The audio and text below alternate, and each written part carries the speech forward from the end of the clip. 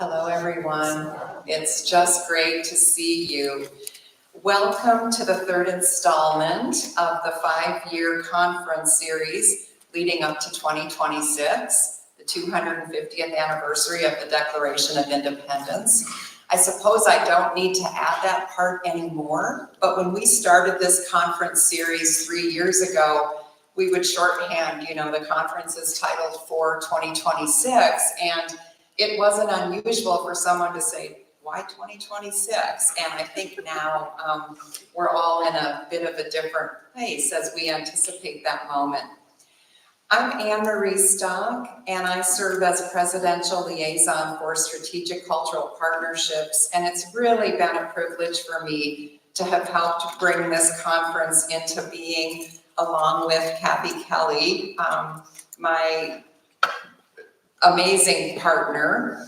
The partnership between William and Mary and the Omohundro Institute is now in its 81st year. And without this partnership, I doubt that we would have the honor now of sharing that William and Mary is proud to have the nation's leading history program that deals with our early history. So it's really wonderful and robust to be working together. During this conference, the programming is exceedingly impressive, bringing together scholars, public historians, and descendants with members of the community and K through 12 teachers. So it's an extraordinary compilation of really talented people. The plenary today is co-sponsored by William and Mary's Phi Beta Kappa Alpha chapter of Virginia. And I'm really gratified that we're holding this event in Phi Beta Kappa Hall, a beautiful new venue, and that several key holders are here with us. So thanks to Alpha chapter. We are also sponsored by the Provost's Office through the Vision 2026 Signature Award Initiative for the efforts of this event to advance principles of democracy.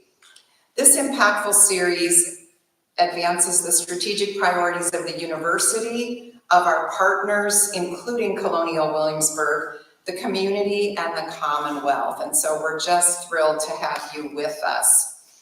I will now invite my colleague, Dr. Mark Hofer, to the stage to read the land acknowledgement, and then Dr. Kathy Kelly will step up to introduce our distinguished guest.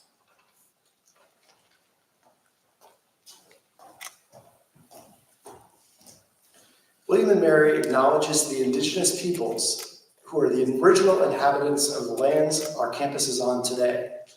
The Chernaka Nottoway, Chickahominy, Eastern Chickahominy, Mattaponi, Monacan, Nansemond, Nottoway, Pamunkey, Patawomek, Upper Mattaponi, and Rappahannock tribes, and pay our respect to their tribal members, past and present.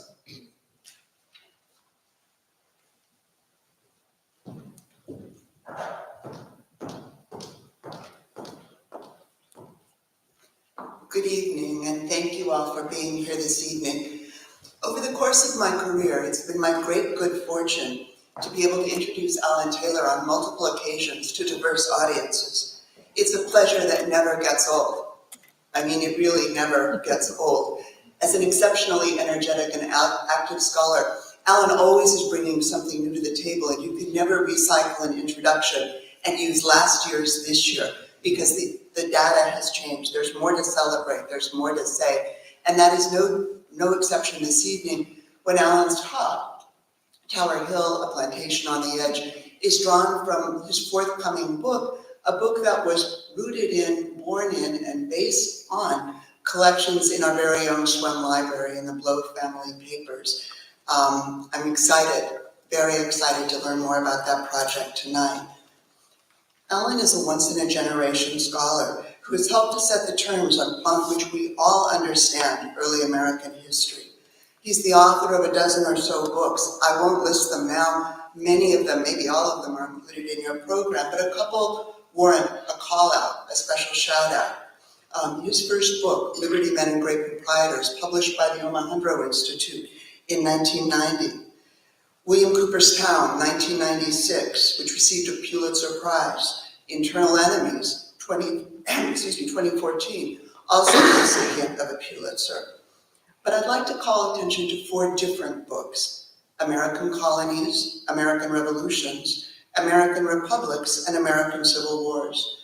That 4-volume series, published by Norton, narrates the broad arc of American history, and in ways both subtle and bold. Through those books, Alan Taylor has changed the way that we understand the long arc of American history. You may not read all 4 of those books, although you should. They're beautifully written and deeply researched and amply engaging and compelling. But there's also a sense in which you don't really have to read those books if you don't want to, because the interpretations, the evidence, the stories, the narratives that Alan sets out in that series have become part of how we view history.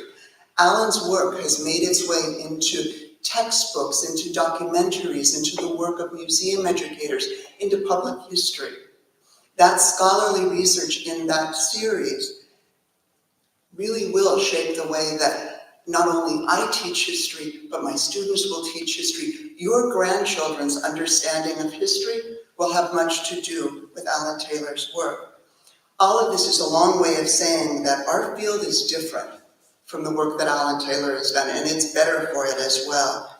His contributions extend well beyond the printed page. For nearly 20 years, he served in leadership roles in the state of California's commissions to help improve and support curriculum for history and social studies.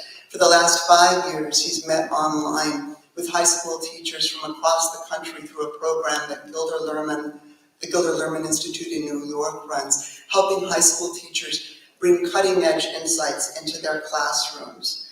A teacher of teachers, yes, but also a teacher of graduate students. It's worth saying in a talk that surfaces and that amplifies research that Alan has a distinguished reputation as a graduate school educator. His students have gone on to take leadership roles in public history, in large research institutions, in transatlantic institutions that focus on the study of early America, in community colleges across the country. He's also notable as a mentor. Any number of people working as scholars in the United States today can say that they owe no small part of their careers to Alan's generous mentorship, his partnership, and his collegiality. I count myself as one of those people. I cannot quite imagine what my career would have looked like without Alan's sustained support. For a plenary that aims to highlight the vital and indeed foundational work that scholars and scholarship play in our understanding of the American past, I can imagine no more fitting speaker than Alan Shaw Taylor. Please join me in extending to him a warm, warm welcome.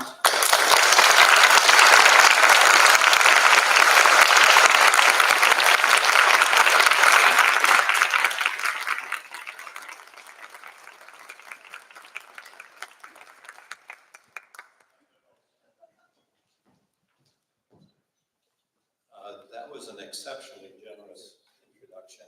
So you're probably expecting this talk will be good.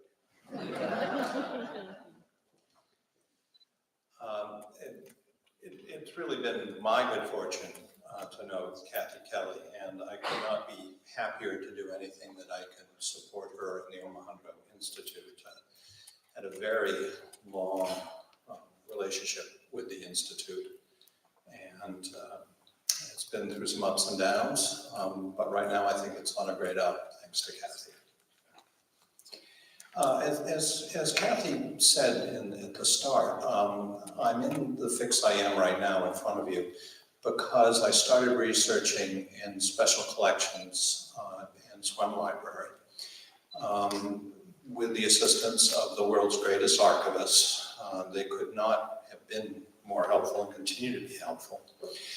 And it all revolves around the character that I'm going to try to spend some time on today, a man named Simon. Now, I don't know his last name because he was an enslaved person. And in Virginia, in the early 19th century, masters did not ordinarily record the last names of enslaved people. Indeed, they made quite a point of denying them last names. It was part of an effort to treat them as children. Now, I didn't set out to find Simon. Simon, in a way, found me thanks to the Blow papers. What I was doing was I was doing an earlier book called Thomas Jefferson's Education. And I knew that members of the Blow family had attended William and Mary in the case of George Blow. And then his son, Robert, had gone to UVA and was in the first class at UVA. And I knew that there were letters between father and son about their different educational experiences. So I went, for the first time, I went into the Blow family papers. And it was my good fortune that the papers are, in many ways, almost randomly arranged. This is through no fault of the archivists. This is how the collection came to them in different ways from different elements of the Blow family who had inherited these papers. So that you sometimes have a kind of vague notion what you're going to find. It turns out in the same file that had letters from Robert Blow to his father in 1826, there were also letters written by his father to his father. So we're talking about 3 generations. About his experiences with an enslaved person named Simon. And there were such rich descriptions of this very tense relationship of a sort that I hadn't seen anywhere else before. But I thought that when I have the opportunity, I want to go back and look at this collection and see what else I can find. So after I had finished Thomas Jefferson's Education and another couple of books, I find myself in the good fortune of being able to come back here and spend a lot of time in special collections with what I think is the richest, most diverse collection for a family that owned plantations in Virginia before the Civil War. Now, somewhere I have fancy slides, but I don't know where it's gone. Oh, here we are. I'm a specialist in 18th century technology. Okay, now highlighted in red here is Sussex County. And Sussex County is where the plantation of Tower Hill was located. And Sussex County then is a little to the south and to the west of where we are here in Williamsburg. Also of significance to the story is the port city of Portsmouth, which is right next to Norfolk. There's a 60-mile distance between Tower Hill and Portsmouth, and this is relevant to the story. So I said there are 3 generations. The patriarch of the family is a man named Richard Blow, and he generally lives in Portsmouth, where he runs a mercantile firm engaged in transatlantic commerce. He owns 2 plantations, well, actually 3, one near him in Portsmouth, but one in Southampton County, which is the county just to the southeast there of Sussex County. And Southampton County may be more familiar to more people because it's the setting of Nat Turner's Revolt. His main plantation, however, is Tower Hill, which is in Sussex, but right literally on the edge of Southampton County. And so the 3 generations are significant to the story, particularly, and today I'm going to talk about the top 2 generations, so we got Richard, who's the patriarch, and then he has an only son, his only child. This is unusual in families for that time. He's got one son, so this one son will inherit it all.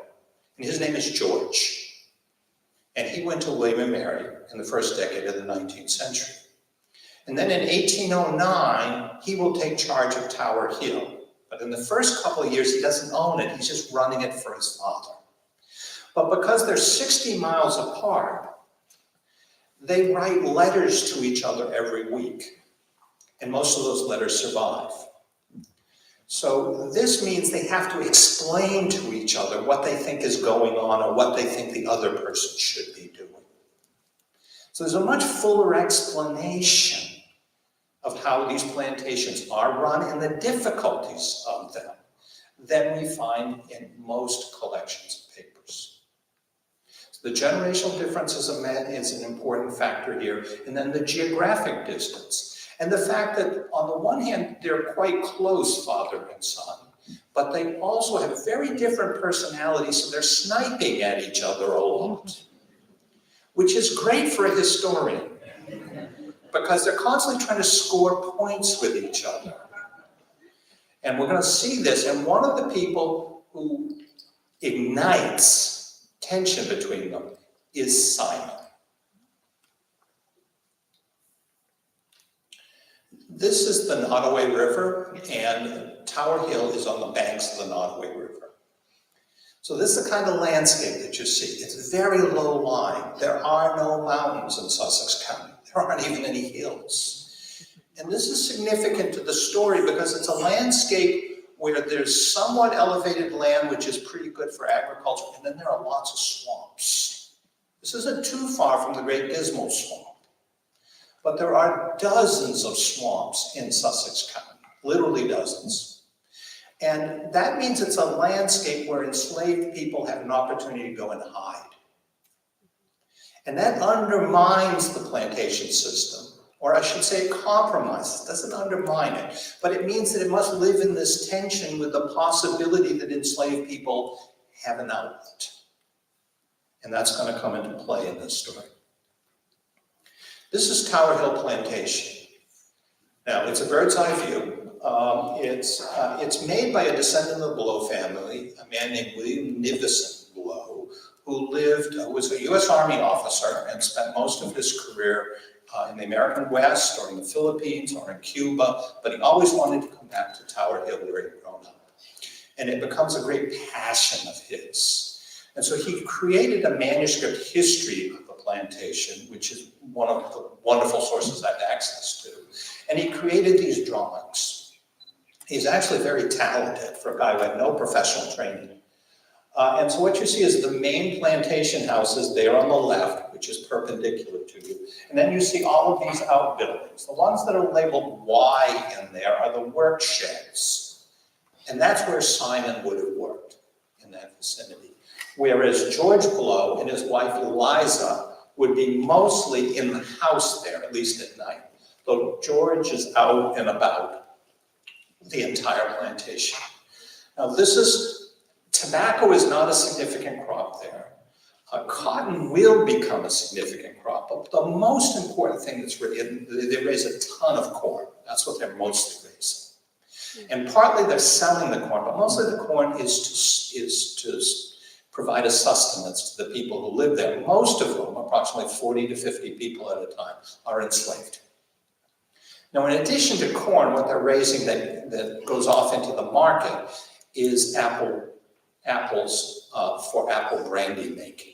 And Southampton County and Sussex are the major areas in Virginia for producing apple brandy.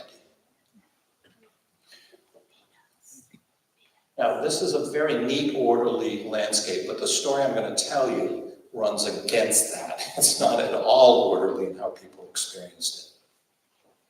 Now, one of the key players is Richard Blow. This shows Richard Blow there, sitting at his desk in his office in Portsmouth. So he's a merchant, but he's also a plantation owner. Now, I start with 4th of July. This is a conference about the legacy of the American Revolution. And Simon was born literally on July 3rd, 1776. I couldn't make this up. I wish I could.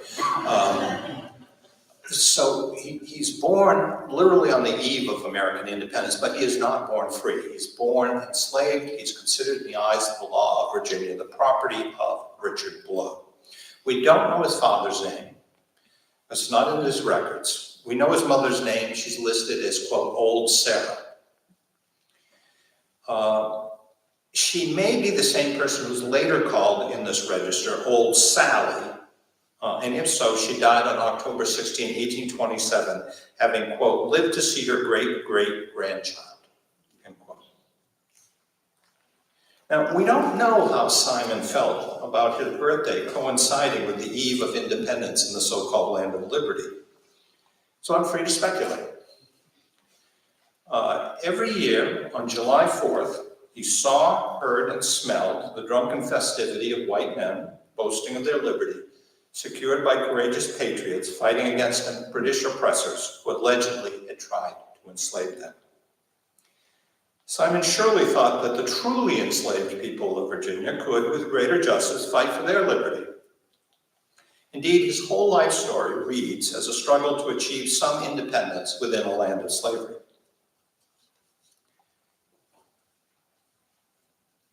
Now, this is not Simon. This is like the Rene Magritte painting. This is not a pipe. This is not Simon, but I think of Simon when I see this photograph, which comes much later. It's from the 1850s, and it shows Isaac Granger Jefferson, who was one of Thomas Jefferson's enslaved people who lived long enough into the age of early photography.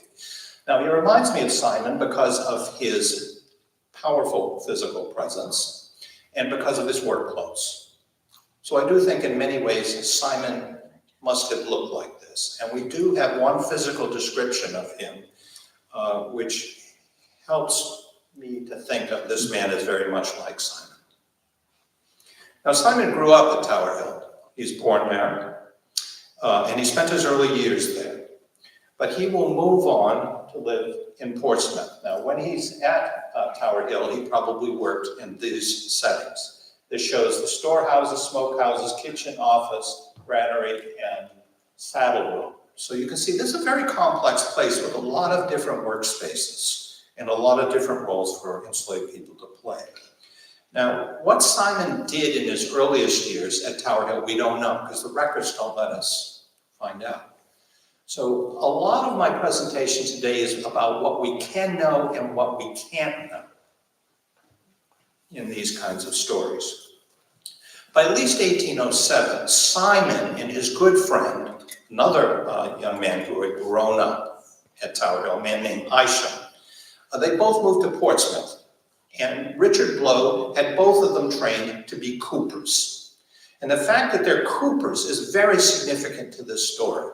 Why? Because Virginians need coopers. Coopers make barrels. And it is hard, difficult work. It's physically hard, but it also requires a close attention to detail because you have to shave these staves, you have to fit them together, get hoops around them, put heads in the barrels. The barrels have to be tight because what goes into these barrels? The products of Virginia for export elsewhere. Apple brandy, flour, tobacco. So some of these are huge. And to find good coopers is difficult. So, and enslaved coopers could double as carpenters, and in Simon's case, tripled as brickmasons. Now, Simon usually worked at Richard Blow's warehouse in Portsmouth, but in the summers he would sojourn out at Tower Hill. He'd be sent out, usually with Isham, in a wagon on their own to travel the 60 miles. And they're going to Tower Hill so that they can make the barrels for the new apple crop that's just been turned into cider and then turned into brandy. Now, masters had to treat coopers with somewhat greater indulgence than would be the norm for how they treated other enslaved people, because they're so skilled, and it's hard to train a cooper, and it's hard to find a cooper who will, once he's been trained, do the job as well as Simon did, by all testimony. And the fact that Simon does his work so well when he wants to do the work means that he has more leeway for defiance than is the norm. In July 1806, Richard Blow instructed his supervisor at Tower Hill, quote, "Let the coopers have bacon from you for their use whilst at work, for there will be no end to their grumbling if they are to eat with the other Negroes." Now, masters usually didn't care about grumbling by enslaved people, but they care about it from the coopers. Now, and this is another William Nivison Blow that shows slave quarters at Tower Hill.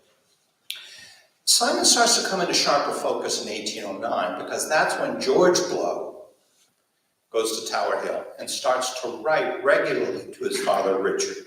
And so the story I'm going to lay out here is a dialogue between Richard and George about Simon over a period of 9 years, in which there are probably about 30 to 40 letters in which Simon comes up.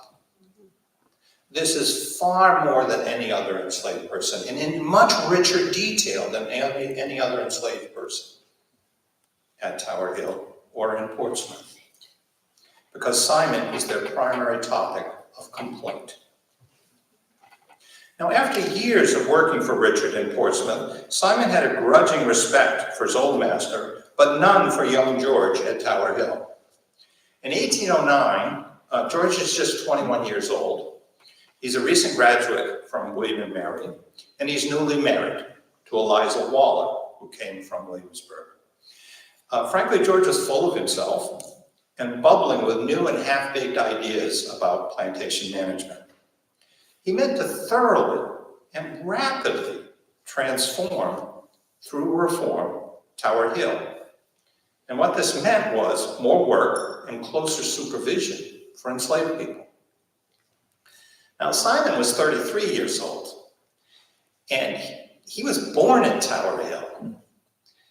And he surely felt that he knew more about his work and the plantation of his birth than did George.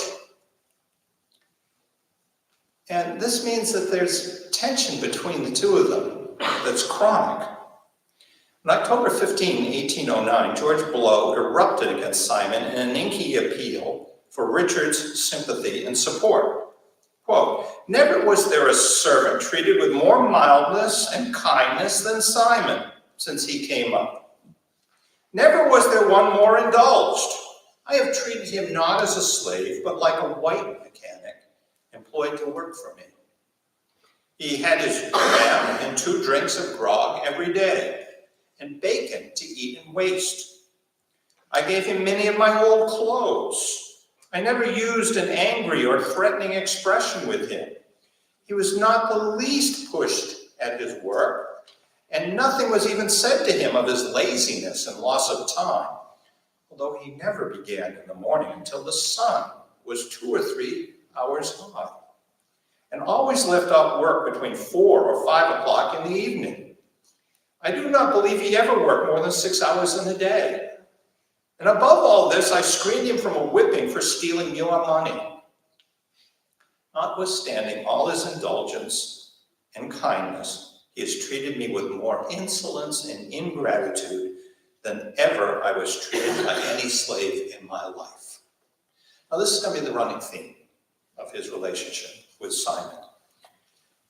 And what's interesting is then how Richard will respond.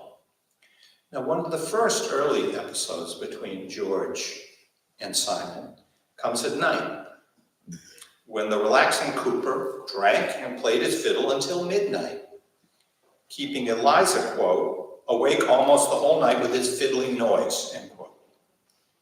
The next morning, George told Simon to stop playing after his masters went to bed.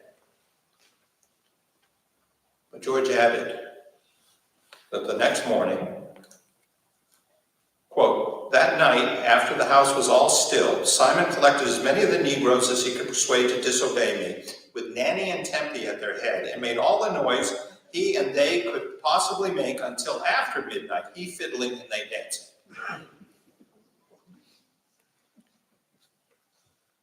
The next morning, George sent for the overseer to punish Simon.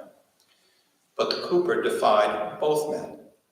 Quote, rolled up his sleeves, twisted his arms like a man preparing to fight, and swelling with a passion, said that, quote, he'd be damned if he would let any man strike him but Dick Blow, Richard Blow. Grabbing his clothing, Simon bolted into the woods. George reported, quote, "I rather think he's still lurking about here, for he has been seen frequently since his elopement. If Simon is ever taken and is not severely punished for his infamous conduct to me, you cannot expect me ever to assume the least authority over any of your slaves again." So an important point here is at this point, in 1810, the slaves technically all belonged to Richard and not to George. And that's a major part of what's going on here. And Simon's example did embolden other slaves to defy George Blow. For the raucous midnight dance, he had rallied several slaves led by two women, Nanny and Tempe, who had grown up with Simon at Tower Hill. Tempe was 31 years old in 1809 and the mother of two living children. 2 days after Simon escaped, George found that, quote, Tempe broke open the brandy case and got beastly drunk, end quote. At Tower Hill, slavery was a constant ebb and flow of accommodation and defiance. Meanwhile, Simon had traveled back along familiar roads to Portsmouth in order to make his case to Richard. On October 21st, Richard wrote to George and said, quote, he called on me with a long story about how bad he had been used and how innocent he was, end quote. Then for 3 days, Simon disappeared again, apparently slipping into the quasi-autonomous black community of Portsmouth and Norfolk. When Simon reappeared again at Richard's house, Richard demanded to know where he had gone. Simon blurted, quote, I've been with my wife. Where do you think I've been? Considering this impertinent, Richard declared that, quote, I will give him a whipping that he shall remember as long as he lives. Well, maybe he did, but maybe he did not. The Blows often talked about doing things that they did not end up doing. Now, what does this encounter reveal? Simon had a wife and was devoted to her.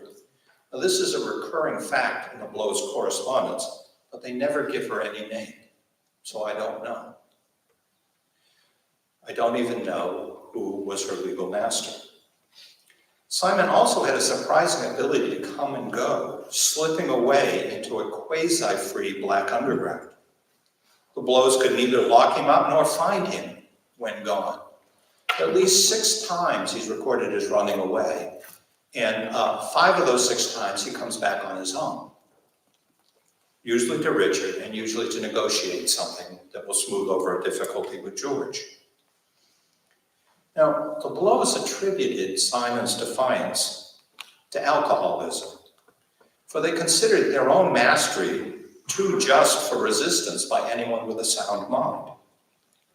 In fact, by damning his drinking, the Blows made alcohol more alluring to Simon as the nectar of masculine self-assertion. Free white Virginians drank with wild abandon, and so would he. Simon drank to spite the Blows and to please himself.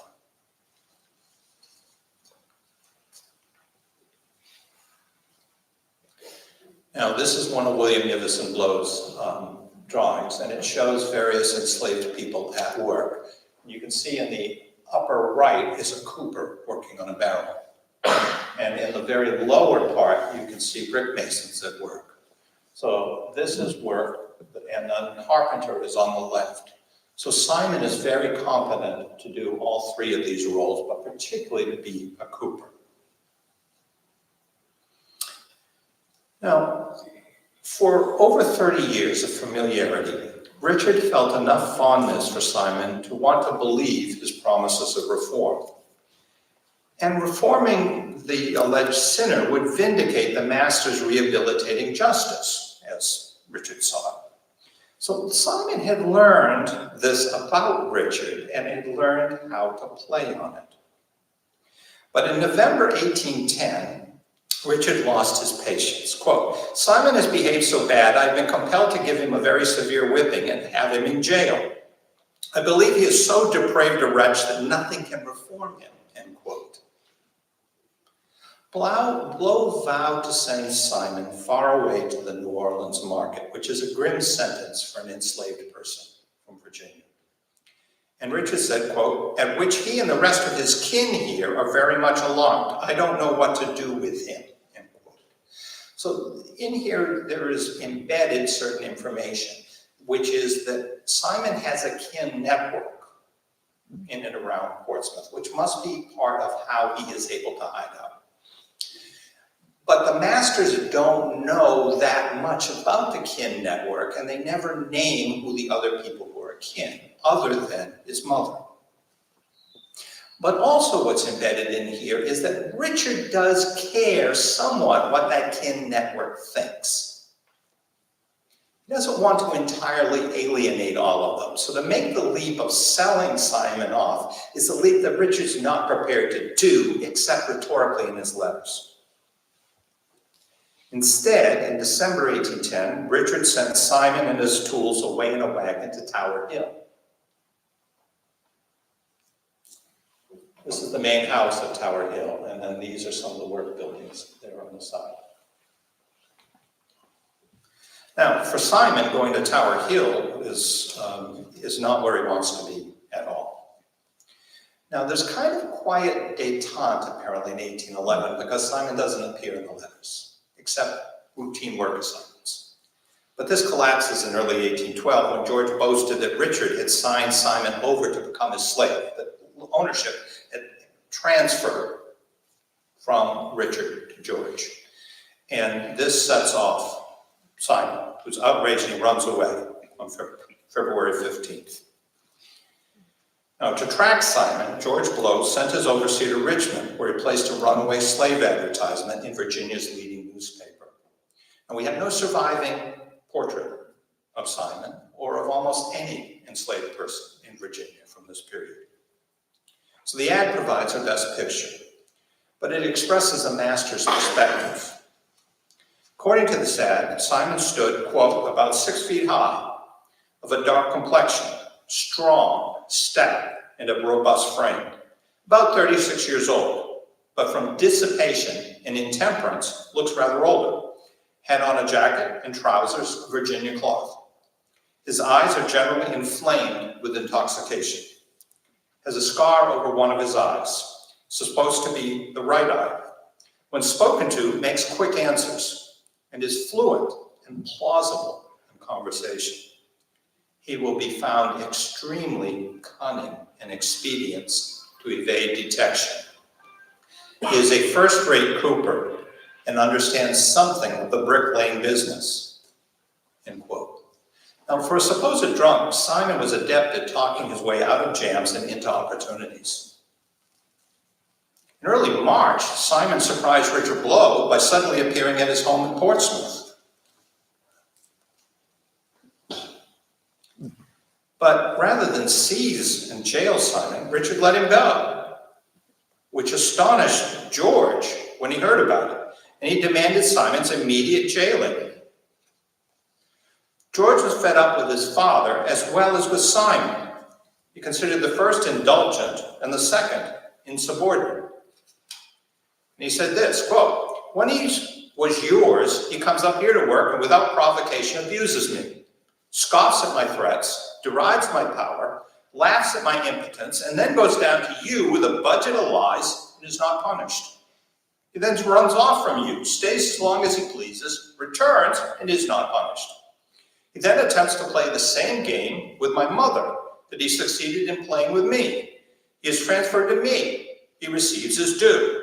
He becomes wonderfully good, makes more fair promises than a Christian knave, confessing his sins and professing reformation before a Methodist association. George did not like Methodists. He again revolts, first by misbehaving, then opposing an attempt to punish him until it was done by force. At the commencement of his punishment, he is let loose by my wife's entreaties. He tells the overseer that he has been treated damn rascally and that he will no longer serve me, defies my powers again, and runs off. So Simon possessed a lot of talents and charm and a skill at pathos. He could engage the sympathies of George's mother and wife, who both intervened to stop his punishment or his sale. By going to Richard then, in Portsmouth, rather than fleeing away to the north as anticipated, Simon compounded George's humiliation. Simon fled, quote, not out of my reach. Oh no, that would not be sufficiently mortifying to my feelings. Instead, show me his utter contempt of me He again goes to old master to state his grievances, and as he supposes, again to meet with protection, again to be shielded from punishment, again show me that he could abuse me with impunity, again convince me that my power over him is impotent. End quote. So Simon brought to a head George's resentment at his father's lingering control over him in Tower Hill. The masters of slaves were especially touchy about any challenge to their own power. George charged Richard with betraying all slaveholders, including his long-suffering son. Imagine then George's chagrin when he received Richard's sobering reply a week later. Quote, I have entirely disobeyed your instructions as in respect to Simon. In place of putting him in jail, I have kept him at work with Isom, making a garden, moving and repairing my barn, etc. And he shall continue to do so until you come down or send for him. I believe he will not run from here unless he could persuade his wife to go off with him or he gets scared off. So starting a garden and repairing a barn with his best friend sure seemed a lot better to Simon than submitting to orders and floggings at Tower Hill. So why does Richard do this? Well, Richard's from the old school, the 18th century.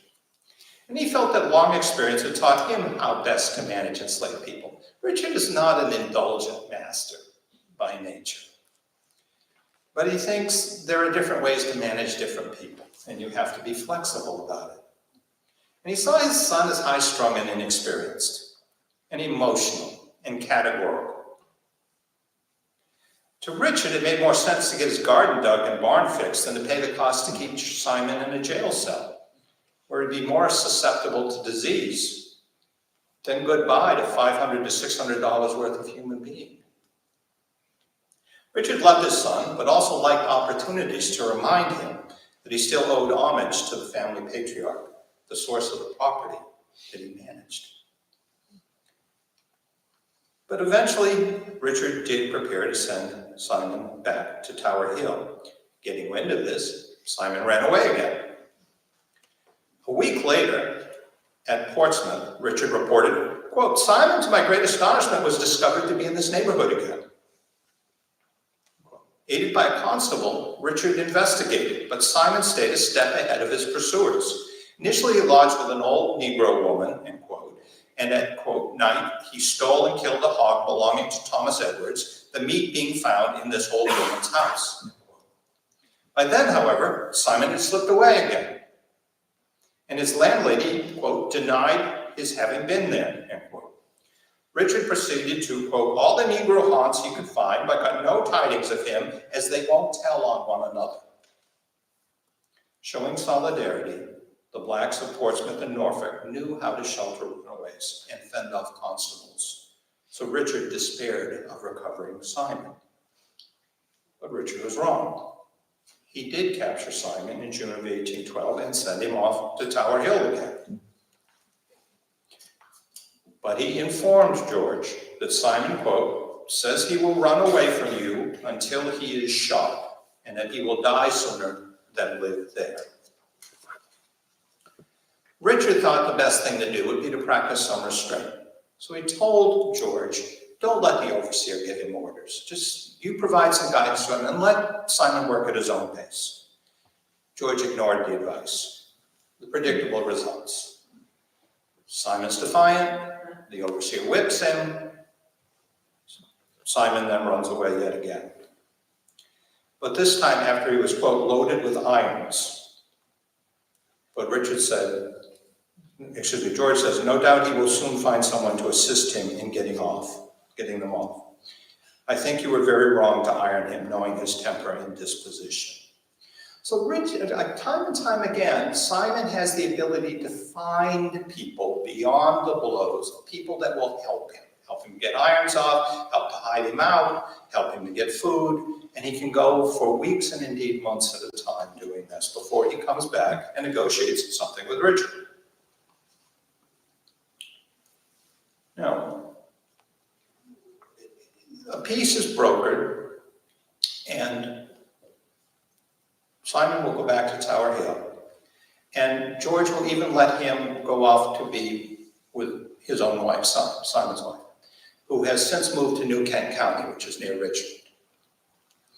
And there Simon on his own goes to a man named Charles Whitlock. And Whitlock owns a tobacco manufacturing warehouse. And he needs a good cooper. So Simon persuades Whitlock to write to George Blow to offer to buy Simon, which is what Simon wants to happen, because Simon is the one that initiates this. But George Blow writes back to Whitlock, basically trying to hold up Whitlock for more money. And now Simon becomes too valuable for George Blow to give up. Quote, "In answer, I have to inform you that he is so serviceable to me at this time and so very valuable as a first-rate cooper, a tolerable rough carpenter and bricklayer, that I could not well do without him." End quote. So George Blow demands $1,000, which is a lot of money for an enslaved person in 1814.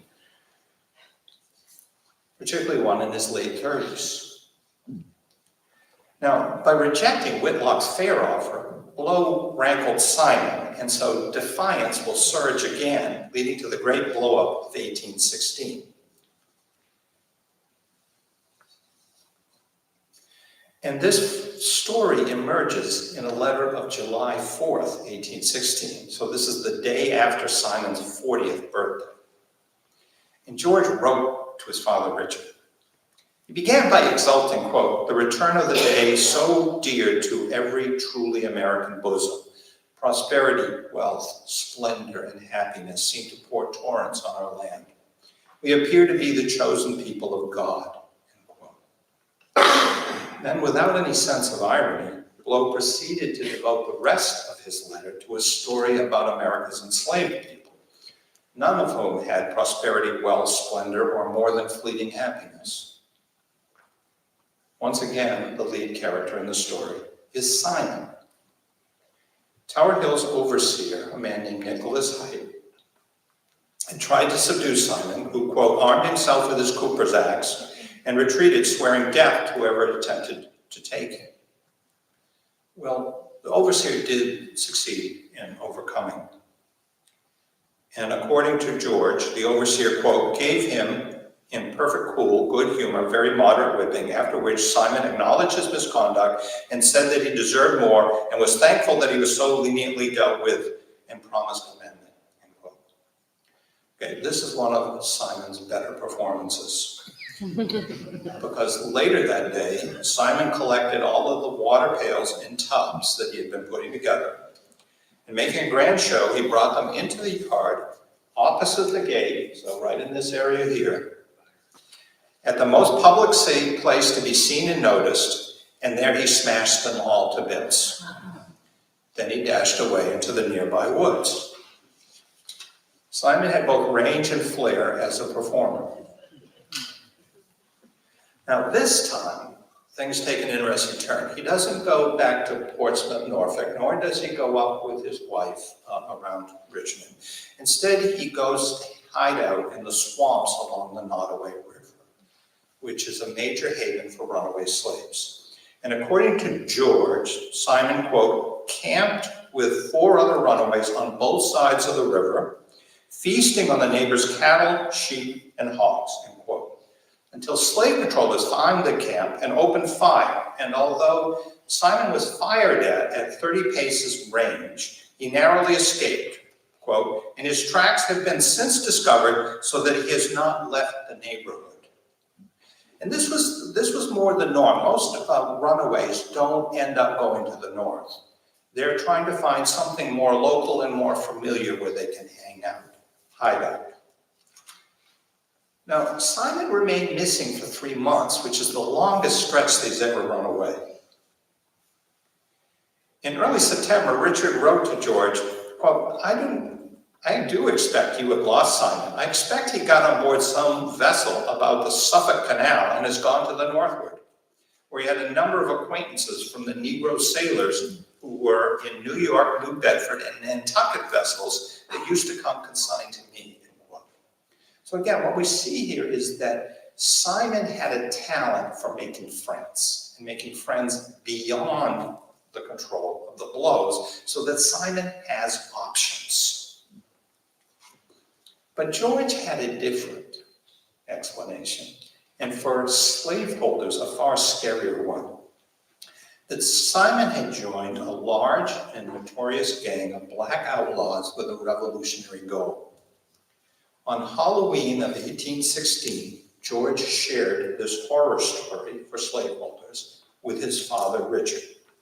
Quote, "We have had a famous outlaw in this section of the country who roamed at large through the counties between the Roanoke and Nottoway rivers. A runaway slave, self-styled General Samson, the most daring and lofty villain of his color that I ever heard of. Bold, intrepid, assuming, and commanding, a rigid disciplinarian, authoritative and tyrannical to his followers, and fearless of his enemies, aping the forms and customs of an army and the manners and sentiments of a great man." End quote. Samson, quote, "had collected a considerable company of runaways and set the world at defiance, plundering, mustering, feasting, and frolicking, almost a public show in open day, corrupting, poisoning the minds of every slave in the 2 counties who came within the intoxicating world of his insurrectional vortex." Now, I never heard anything about General Samson before. It's a phenomenal story. Charismatic, resolute, and strong, Samson became a legend among the enslaved people of Sussex and Southampton counties, according to George Blow. Quote, "They could talk of nothing else amongst themselves but his great success, his grand schemes, etc. The day of liberty in their deluded imaginations had begun to dawn. For Samson has openly boasted that he had 2 regiments ready, enlisted and in a state of training to strike whenever he gave the signal." End quote. The legend of Samson the Liberator grew as he dodged several attempts by slave patrollers to kill him. Quote, "He has been repeatedly shot at and never injured, so that he was supposed by the Negroes to be, as he told them he was, invulnerable." End quote. In the wooded swamps of Southampton, on the margins of farms and plantations, Samson gathered 19 fellow runaways, quote, "all well armed with muskets, pistols, swords, etc." The hopes of enslaved people and the boasts of Samson multiplied that small force to a full 2 regiments. But in late October, slave patrollers from Southampton County located Samson's camp and made a surprise night attack in which they shot down and killed Samson. But all of the other runaways, except for 1 or 2, made their escape. Now, the rise and fall of General Samson, black revolutionary, occurred in Southampton County. 15 years later, that county would host Nat Turner's revolt, the bloodiest upheaval to threaten slavery in Virginia. Born and raised in Southampton, Turner was 16 years old in 1816. He was famously precocious and attentive, and he must have heard all about General Samson. For per Blow's report, blacks, quote, "could talk of nothing else amongst themselves but his great success, his grand schemes," end quote. And the attack, quote, "has been the sole theme of neighborhood discussion of late." We can only guess at what Nat Turner thought of Samson's example and demise, but Turner must have thought something, and it had to influence what he would later do. But Samson doesn't appear in any of the published histories about Nat Turner or Virginia slavery. Now that omission is understandable because Samson only appears in one source, George Blow's letter to his father Richard. Otherwise, we can't find Samson in expected places. No newspaper published a story about the attacks. The state government files have nothing. And the court records of Southampton County are silent. Blow mentioned a reward offered for Sampson, but neither the county nor state records document one. So I have to ask the question, was General Sampson, the Black Liberator, a real story? The official silence raises two possibilities. First, George Blow had a hyperactive imagination. Or the other story was, it was too explosive a story for prominent slaveholders to want on record. There was, in general, and frankly talked about, a rule of silence followed by Virginia's leaders regarding plots to revolt. They wanted to suppress these, but they wanted to do it fast and quietly if possible. What they feared was alerting enslaved people beyond the immediate district of the plot to the broader potential to rattle and perhaps overthrow their masters. For example, in December 1808, the Virginia Executive Council advised the governor, John Tyler, to keep information about a slave conspiracy secret from the state legislature. Virginians also kept quiet to avoid reinforcing Northern denigration of slavery as weakening the South. Okay. But it's also possible that George Blow exaggerated.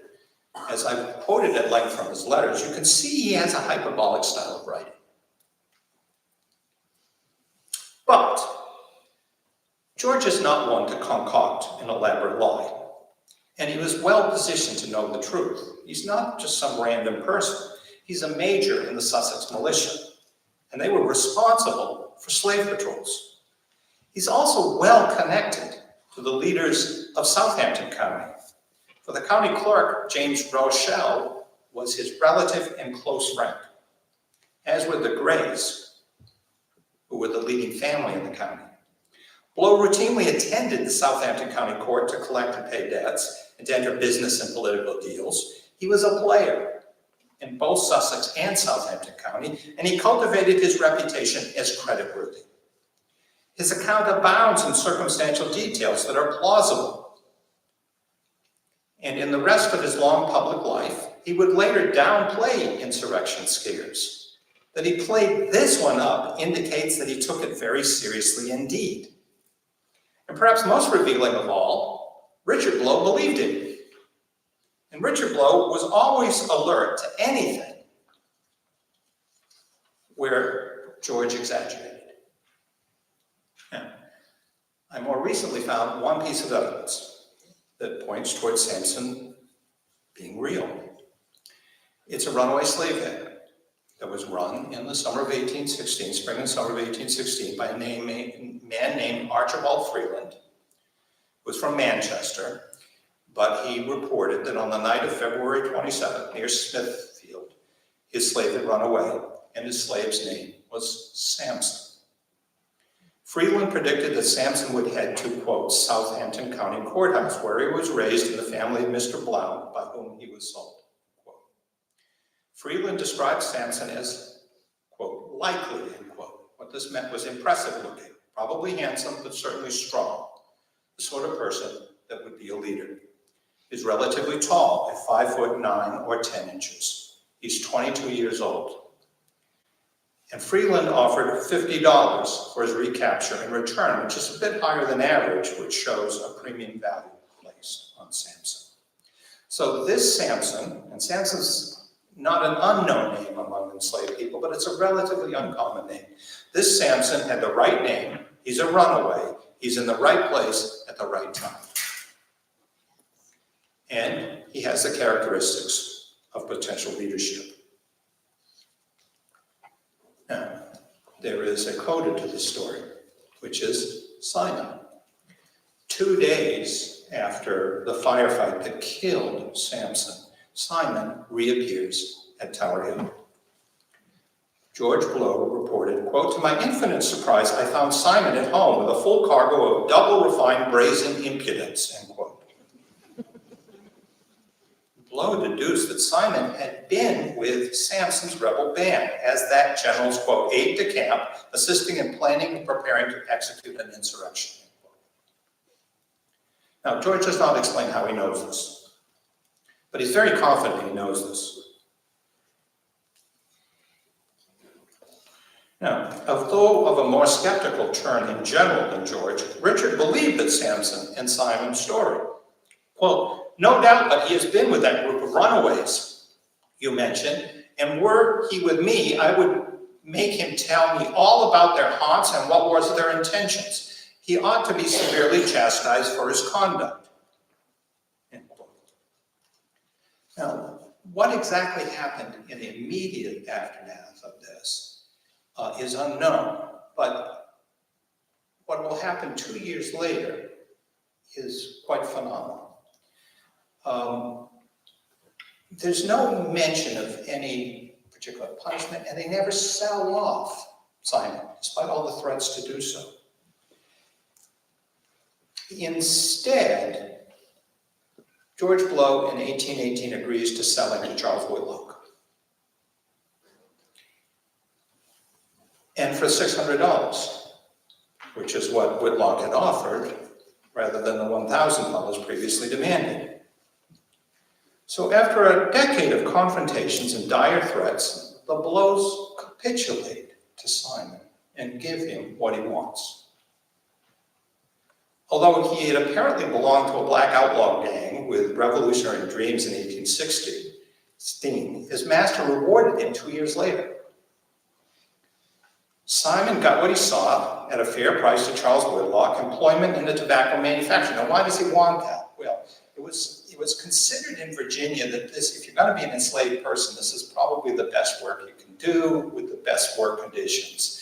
And you get to live in an urban setting. And remember that this is in Richmond, which is very near where Simon's wife lives. Although well short of freedom, this was the best of the bad options available to a slave who clung to his family in Virginia. And running away to the north is not an option as Simon sees it because his wife won't go. So he's rooted by family and kinship in Virginia, which means that he's stuck in slavery, but he's able to negotiate a position within slavery, which is the best of the bad options. Now, most defiant slaves ended up dead or toiling on a distant cotton plantation. Why is it then that Simon gets a better result than that? Now, I have to engage in speculation. George Blow decided to cut his losses, ridding himself of Simon without risking another lasting escape that would deprive him of $600 worth of human being. Despite deep, repeated, and cherished fantasies of revenge, George ultimately could not carry through the punitive long-distance sale of Simon. The acceptable proximate sale mollified Simon's many friends among the enslaved people held by the Blows, while getting Simon away. That ending also appealed to George's wife and mother, who did not want Simon to suffer. The sale to Whitlock became the path of least resistance. Never again would Simon fiddle past midnight, smash up water tubs, run into the woods, steal hogs and alcohol for feasts, and take up arms training for rebellion. So what can explain Simon's ability for a decade to defy his masters and vanish for weeks, even months, with relative impunity? The Blows readily whipped other resisting slaves and sold them away as a punishment. The Blows trusted no other enslaved person more than a coachman named Limbrick, but Richard sold Limbrick's son, Limbrick Jr., as a punishment for trying to run away, just once. Simon had run away 6 times. So why did Simon get away with so much more for so long, generally with Richard's indulgence? Now, you have to consider the possibility that Richard was Simon's father, as Virginia abounded in the mixed-race children of masters. And Simon was born during Richard's long bachelorhood, 11 years before his very late marriage at the age of 41. Now, I've tentatively ruled this out, however, because Simon was considered very dark in complexion. Plus, it seems unlikely that Richard's wife would have defended a slave considered the illegitimate son of her husband. Instead, what I think is that Simon figured out and exploited the emotional landscape of the Blow family by pushing into a niche between Richard and George. Simon was, as they said, quote, an artful fellow, end quote, and, quote, cunning in expedients, end quote. He had learned how to manipulate Richard's robust sense of pragmatic patriarchy. Simon sensed Richard's reluctance to concede full control over the properties, real and human, that he had left to his son's management. Despite loving George, Richard thought of him as immature, too emotional, and impulsive. Distrustful of new modes of slave management, Richard favored the old ad hoc flexibility of the colonial era, which is not to mean that it was nice. Every time Simon showed up on Richard's doorstep, the patriarch could display a magnanimity that irritated George by reminding him of his place in the family. In sum, Simon made himself essential to Richard's self-esteem as the family patriarch. The Blows lacked any psychotherapist, but they had Simon to know their minds. Simon was by no means, I'm not casting him here as a typical or representative, much less an average slave, none of which ever existed in my opinion. His picaresque life places Simon at one end of a broad and diverse spectrum of enslavement experiences that included greater misery for many more people. Had he belonged to a complete sadist, his life in Virginia would have been nasty, brutish, and short. Instead, his importance lies in that he's like a flash of lightning. And he's showing something far more important than typicality. It reveals possibilities ordinarily obscured in the conventional story, which tends to overlook the many refuges on the margins of Virginia's slave society. For weeks at a time, Simon vanished into a black underground that sustained runaways, if they were clever and lucky enough. And Simon was both. Sometimes he lurked in the swamps with other runaways, or he found haven with the free blacks in the towns of Suffolk, Portsmouth, Norfolk, and Richmond. It was never entirely secure, but he stayed one step ahead of pursuit, almost always. Virginia's slave society did deny the hopes of most blacks, but it was never a total system, as Simon helps us to see. Born on the 3rd of July, Simon revealed an incomplete revolution and a compromised slave society in Virginia. Thank you.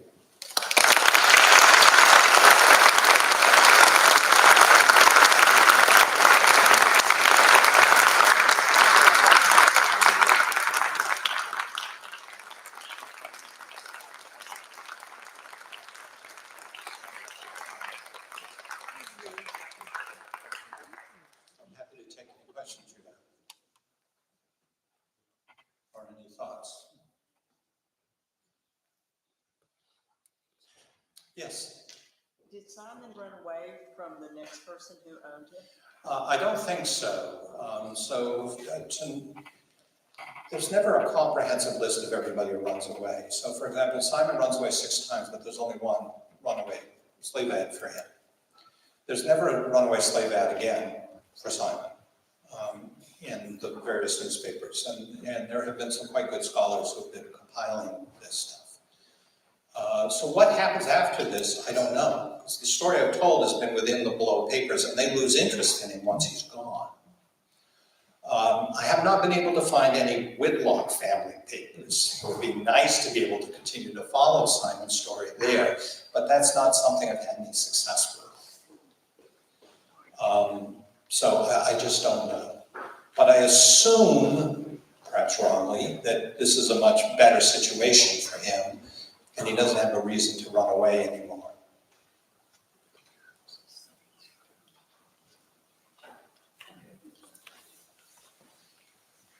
Yes? Is Tower Hill, is the mansion still standing? This central building, the mansion, is still standing, yes. And I've had the good fortune to go into it. It's not ordinarily publicly open. It belongs to a private individual. But the county clerk in Sussex County, who is also a local historian, has been very helpful to me. And we went down there one day and we just happened to find the owner there, who ordinarily lives in the town of Chesapeake, but he goes out and he takes care of this property. And it's kind of phenomenal because I don't know if you've been to Sussex County, but it's not really a vacation destination. It's, people who generally buy a second home, it's someplace, in the mountains or on the coast or on the lake or something. And it's surrounded by pine trees, which is what most of Sussex County now is. It's this vast array of pine trees. And it's also the #1 employer in Sussex County is the Virginia prison system. So that's going to be kind of the coda to the whole book, what is ultimately happens to Sussex County in the wake of the plantation system that had many consequences, one of which is it basically destroyed the soil in Sussex County. But James Bell, bless him, has maintained this house and gave me a tour of the entire interior of it. If you look at the house, it's certainly much better than average house in Virginia, but it's not a grand mansion. Okay? It's not Monticello, it's not Mount Vernon, it's not any one of the James River plantations. And in fact, it wasn't ever intended for the master's family to live in. It was meant for the overseer to live in. But George Blow decided to move there, and then financially he's never in a position to upgrade it, which is why the house stayed there.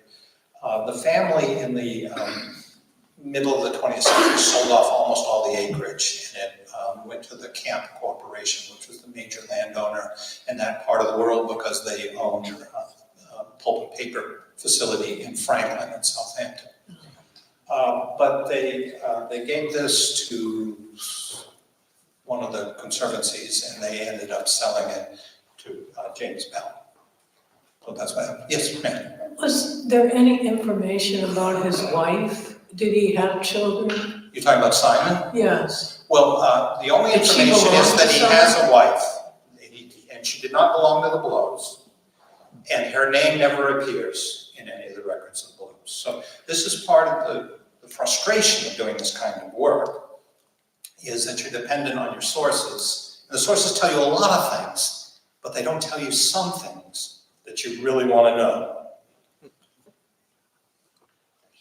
Yes, so my question is a little bit more general, but it is, how has your approach to historical research and writing evolved throughout your career? That is very big. We'll be here for 2 hours. As Kathy said, I've written a lot of books. Well, not quite 12. I got to get busy. I got to write 2 more. How has it evolved?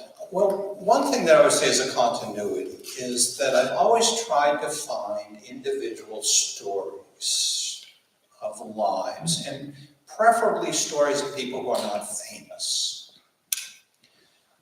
in order to see in particular settings, local settings, how these larger forces that we ordinarily write about in history, like the American Revolution, how they actually are experienced by people and influenced by all sorts of people, the full range of people who've lived within the United States, not just the famous. So that's kind of an element of continuity. Over time, my work, I've also done these very grand books about the whole continent over big chunks of time. Okay, but I do try to weave some particular life stories within those. But then I also do these more close-grained studies, things like The Internal Enemy or William Cooperstown, or this new project about Tower Hill. In these kinds of stories, it's just, I feel more at home. And there has been a shift over time in these particular stories. I started out writing northern settings, Maine, New York State, Canada. And I increasingly write about Virginia.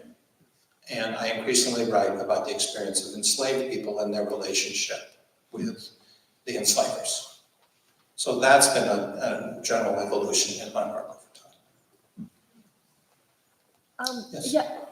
Okay. Go ahead. So I'm wondering, is there any evidence in the letters correspondence to the Blow family on the impact of Simon's actions on the rest of the enslaved community?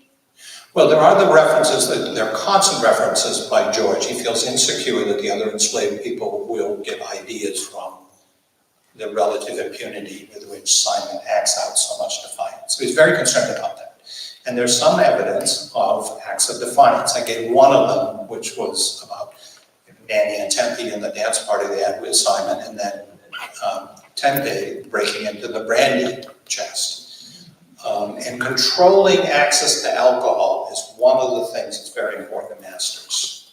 So having that control is the essence of mastery in many ways. And there's a lot in the Blow papers about making sure you have a good lock on the brandy chest and so forth. Now, it's not that they want to deny enslaved people any access to alcohol, but they want to be the ones providing it.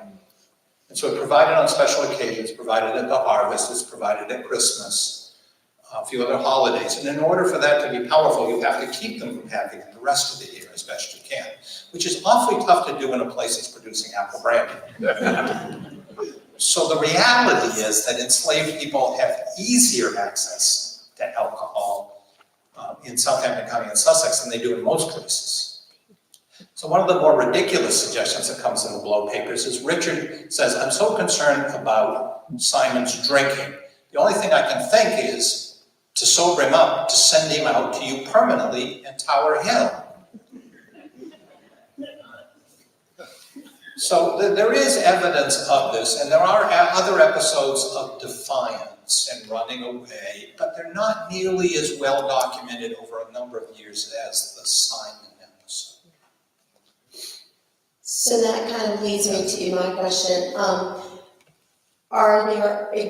In your research, are there examples similar to with the Blows where they're writing back and forth about these examples of resistance by the enslaved people on their plantations?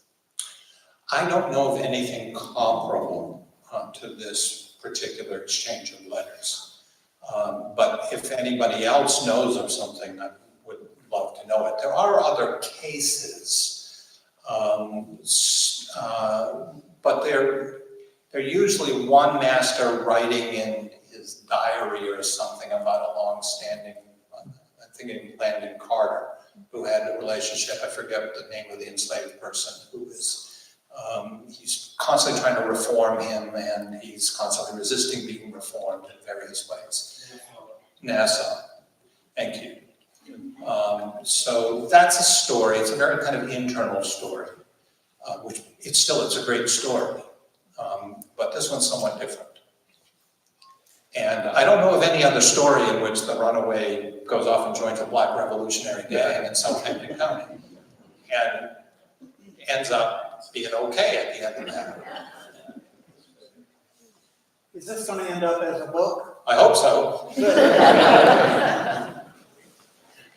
They told me I'd be invited back here if I publish it as a book. I have to do that.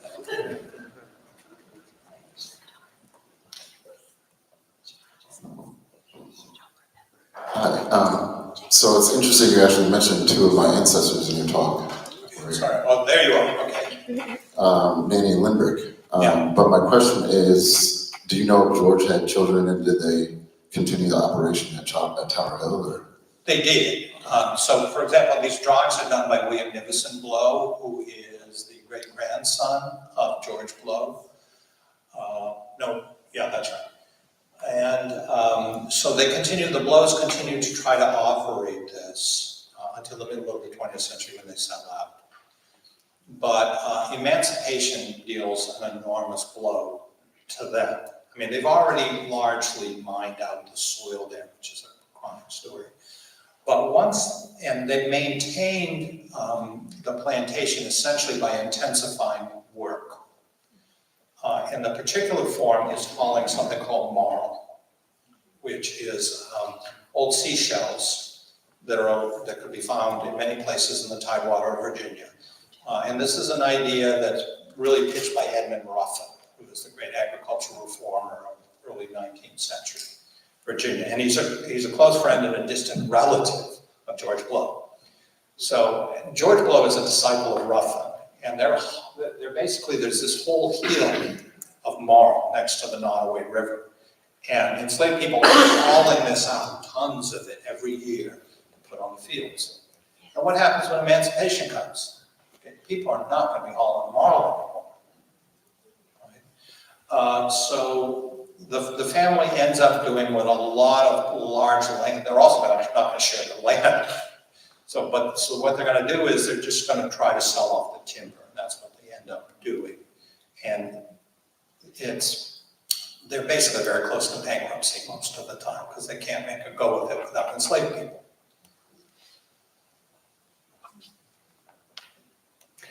I think I will invite all of you to join me in thanking our wonderful guest, Dr. Alan Taylor.